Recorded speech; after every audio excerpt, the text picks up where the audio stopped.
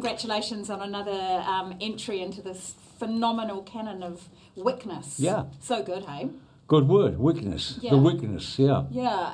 I don't know what it is, but it's not the death and the mayhem, but there is an exhilaration that comes from watching these films because it's a mix of what feels like a hyper-real with a really gorgeous old-fashionedness to it. It's pretty good. Yeah. Is that something about it which attracts the both of you to these stories?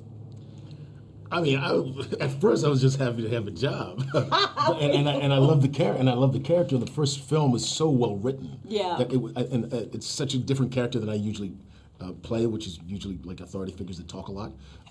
So usually I'd play closer to him. So it was just exciting. But then, just at watching the films as a fan, I just love John so much. I just love the world so much. I just love the characters so much, and I just think that's I'm not alone.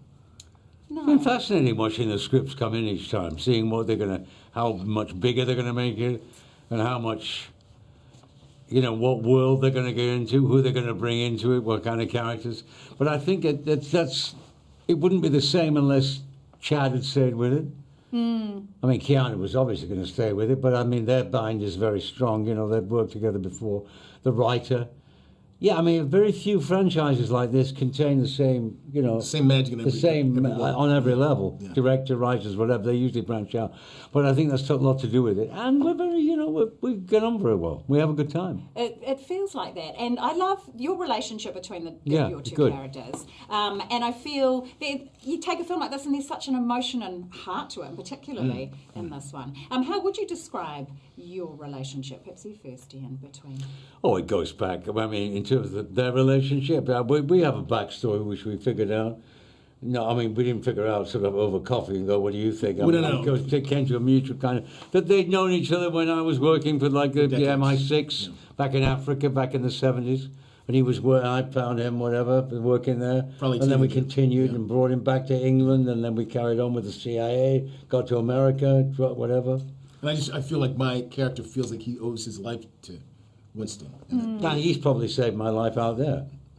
So we owe it to each other, you know. Yeah. And that's the interesting thing with the whole world, because there is this honour among thieves that means even for the ones that have got a body count of about 500, we still got them on your side and on their side, and we're rooting for them. I think this is one of the most remarkable things about this franchise, is that you've got these assassins and their job is to kill people, and you see them do lots of it, and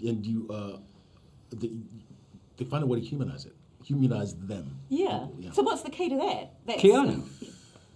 Keanu's the key to that. Another actor playing the part wouldn't be the same. Wouldn't have the same. I think often welded to parts.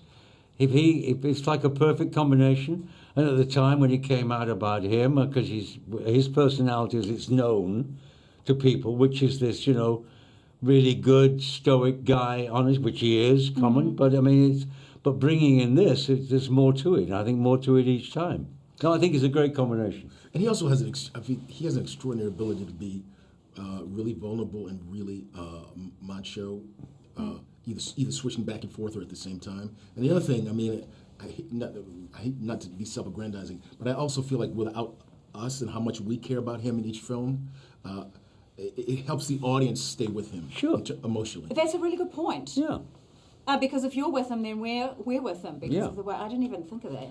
That is awesome. Well, there's guiding points in movies like grounded characters like him and mine that the audience refers to when all the mayhem's going on, and they can help if the good director point the way towards what he wants to show, and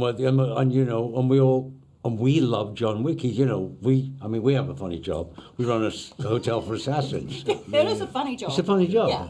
But also, it's like, but he's our favourite assassin, so he's our favourite guest, isn't he? It's like, we haven't seen you for a while. Yeah. Putting a toe back in this water?